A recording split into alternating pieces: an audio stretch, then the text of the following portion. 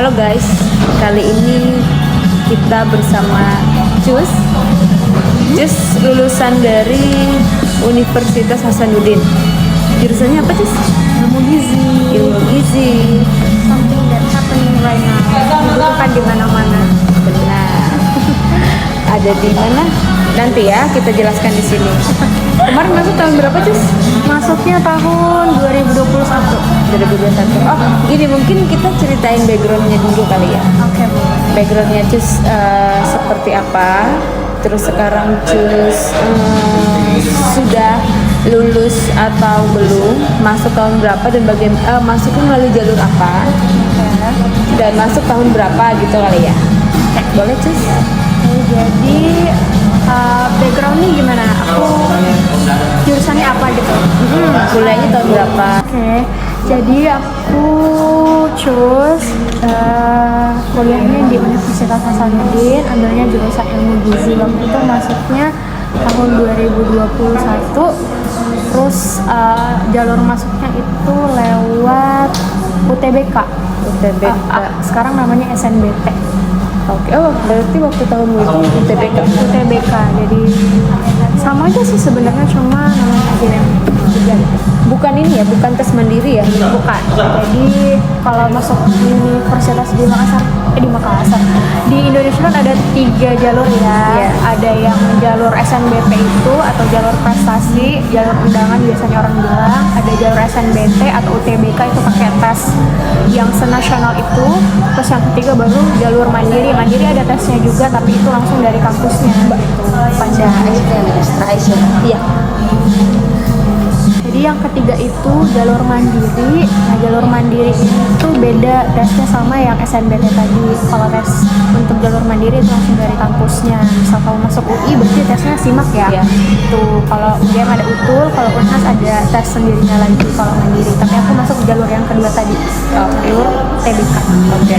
Jadi kan kalau yang ada 3 itu kan pertama jalur undangan nih, namanya SNMPTN kalau waktu tahun aku. Iya. Terus yang kedua itu tes itu ya UTBK itu ya, atau SBMPTN.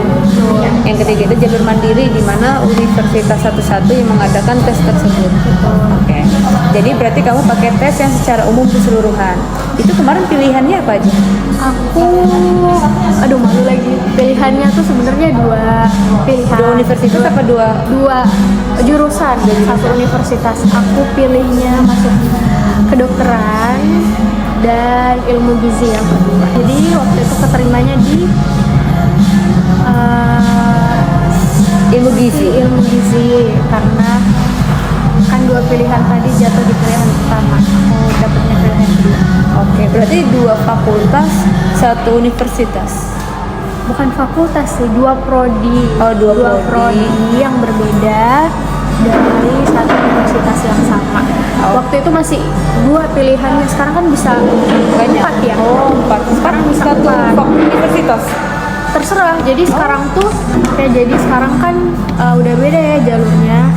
Misalnya untuk SNBT itu sendiri sekarang bisa pilih 4 jurusan, 4 jenjang yang berbeda. Jadi 2 jenjang pertama itu kita bisa milih jurusan apapun di universitas manapun asalkan S1. 2-nya lagi bisa milih antara D3 atau D4. Oh, gitu. oke. Dan itu nggak wajib ya, nggak wajib penuh 4-4-nya, boleh milih 1 aja, boleh milih 2, itu tergantung kamu, tapi dikasih kebebasan untuk milih 4 itu tadi. Oke, jadi lebih luas ya untuk kemungkinan kita masuknya ya jadinya. Betul, sebenarnya enaknya kayak gitu. Kalau dulu kan kita terbatas cuma bisa pilih 2 aja. Oke. Berarti kamu keterima di pilihan yang kedua. Oke. Setelah pilihan yang kedua itu, terus kamu langsung kuliah. Langsung kuliah. Itu di Universitas Hasanuddin selama. Oke, jadi kamu. Oh iya guys, dia itu juga sempat pernah ikut pertukaran pelajar. Ya, sempat ikut pertukaran pelajar di Universitas IPB. Ya, ITB University di Bogor. Jadi waktu itu sempat ikut pertukaran di sana. Nggak lama sih, cuma sebulanan kayaknya di sana, sambil ikut banyak kegiatan di situ. Ada summer course-nya, ada lombanya juga, terus pesertanya banyak.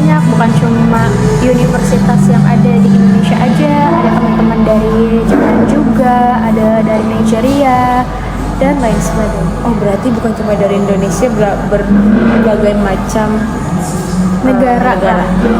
Berarti kalian ketemunya di IPB? Di IPB-nya. Oke. Selama 1 bulan. Jadi di IPB itu terdapat beberapa dari kampus di luar negeri, gitu ya, selama 1 bulan. Oke. Kemarin itu waktu ini aku balik lagi ya tes ke tes UTBK itu. Tes UTBK itu ada 100 ya soalnya, masih tetap nggak? Dari tahun-tahun ini yang aku tahu 100. Sekarang itu tergantung, karena kan sekarang ada 7 subtes ya. Jadi pembagiannya ada 7 subtes, dan masing-masing subtes itu beda-beda jumlah soalnya. Ada yang 25, ada yang 30, tergantung dari soal apa. Oke, berarti kemungkinan jumlahnya itu, jumlah soalnya itu nggak lebih dari 100 berarti? Dari 100. Lebih banyak berarti ya pilihannya? Lebih banyak, dan tingkat kesulitannya juga lebih tinggi gitu. Karena kan sekarang apa ya, kayak soalnya advance saja, nggak kayak dasar-dasar doang kayak dulu itu TPS gitu dan sebagainya. Jadi kalau di Unhas itu ya sama sih kayak kampus-kampus biasanya, cuma gimana kitanya lah lagi di dalam gitu, cara kita buat Merasakan menikmati, bergaul dengan orang lain, ikut berbagai macam kegiatan di sana. Kan kalau di kampus pasti ada namanya UKM. Terus UKM itu nggak cuma di lingkup universitas aja, di lingkup fakultas pun juga ada, dan aku sendiri aktif di keduanya. Kalau misalnya di fakultasku aku ikut ada namanya Winslow English Club. Jadi aku di situ sebagai vice president di organisasi tersebut. Kita berkecimpung di dunia debating, di dunia something like English things lah kalau misalnya di fakultas.